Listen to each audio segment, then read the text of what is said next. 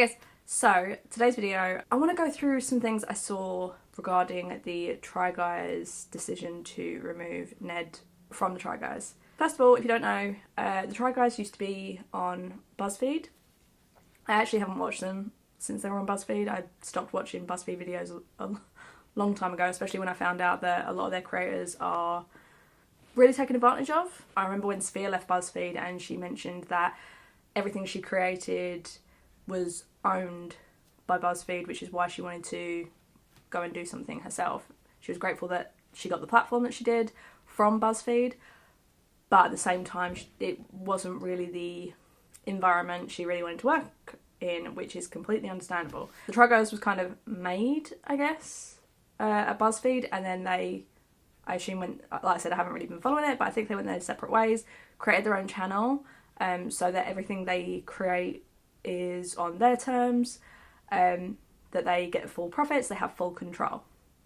Because they created their own business, essentially, with their new brand and their new YouTube channel, all four main members, so that's Eugene, Keith, Ned and Zach, they were all, I guess, co-collaborators. They would have very high managerial status within that company. And that is really, really, really important for what happened a few weeks ago. I will say it's likely been happening for a while, and from the Try Guys video, which I will get into, there seems to be a lot more underlying stuff there, but it's impossible to know because for legal reasons they're not allowed to say. But also, I think there's certain things they'll never end up saying. To me, this reminds me in some ways, not exactly the same, don't get me wrong. I used to watch the Yogscast a lot. I still like the Yogscast. I met a bunch of them in early 2018, I want to say. When I found out, late 2018, that one of the, I think he was the COO, or he was a very high managerial status, again, in that company. And he was being inappropriate with fans. I can't remember if they were underage fans, but he was definitely using his platform in an inappropriate way. The Yogscast removed him as COO or whatever his managerial status was, and he had to step away from the company, and they made sure he did. The person that I'm talking about in Yogscast versus Ned, I feel like had very similar status. Which is why I'm using that as an example. Sorry, I haven't even gotten into the situation. I'm really getting ahead of myself. So with Ned, he was having a relationship with a junior member of staff at the Try Guys company. I said it's very possible this has happened more than once, considering how pissed off Eugene was in that video. I didn't recognise it immediately. I was half asleep when I saw the video. I literally woke up and saw it on my recommended and was like, oh, I better watch this. And it was only when I started looking through Twitter, people were mentioning that Eugene was so angry. And when I was rewatching the clips that people showed, I was like, that explains the behaviour. He kept sighing in the video. It felt put on. Like I said, I was half asleep at the time. Because every single time he spoke, he sighed in between like his lines of dialogue.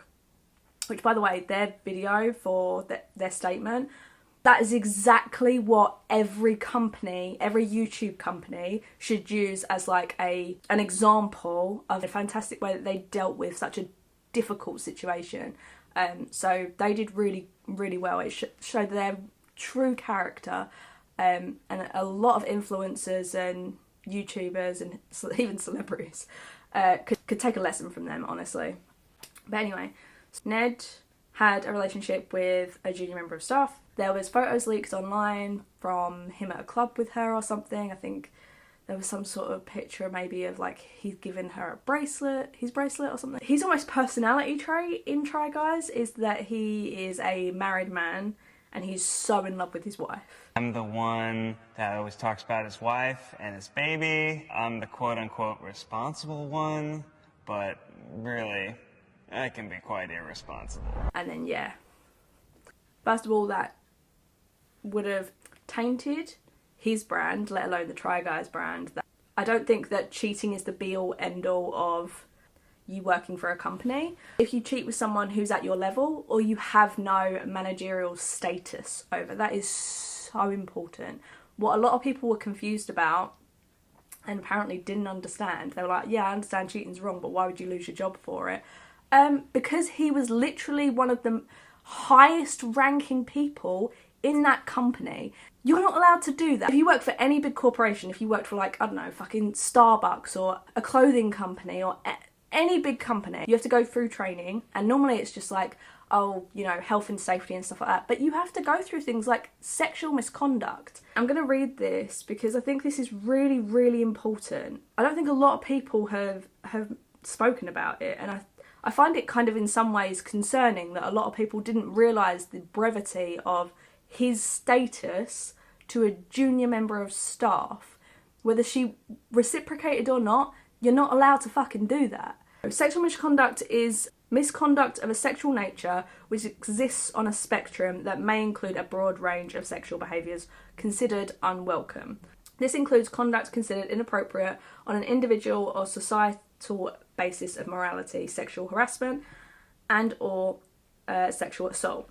However, generally from a purely legal standpoint, a common theme and the reason for the term misconduct is that these violations occur during work or in a situation of power imbalance. Sexual misconduct is often perpetrated against an individual without their consent or where the power dynamics of the relationship are being challenged in an effort to redefine the nature or form of consent.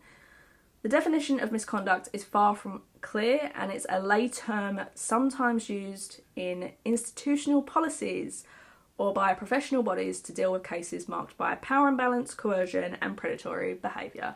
All that to say, he didn't lose his job simply because he cheated on his wife.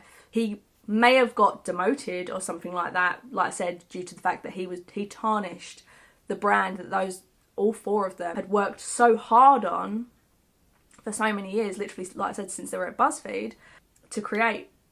That's not why he would have immediately lost his fucking job. It's the power imbalance and misconduct that is standard of any fucking contract at basically any organisation you fucking work for. I don't know if smaller companies necessarily have those little brevities within their legal terms, but I would, you know, it's pretty standard in almost every fucking country. Because there was that film Bombshell, that guy used his power to sexually harass. This is the problem when people take their position of power and use it in a disgusting negative way. He reaped what he sowed. I can guarantee this simply wasn't because he cheated on his fucking wife. Like, don't get me wrong, I feel bad for her. I genuinely do, but this is not why he lost his job. Whether she agreed to this sort of relationship or not, that's why she likely has not lost her job or not got.